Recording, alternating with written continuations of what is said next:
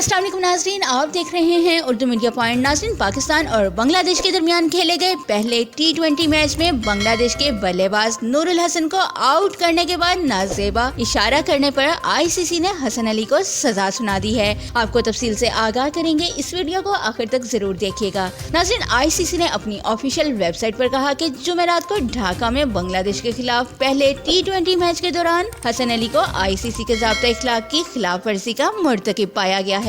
हसन अली ने खिलाड़ियों और खिलाड़ियों के माबन अमले के लिए ICC के ज़ाब्ता इखलाक के आर्टिकल 2.5 की खिलाफ वर्जी की है, जिसका ताल्लुक जुबान, हरकत या इशारों के इस्तेमाल से है जो तौहीन आमेज है या किसी भी बल्लेबाज को जारहाना रद्द अमल के लिए भड़का सकता है।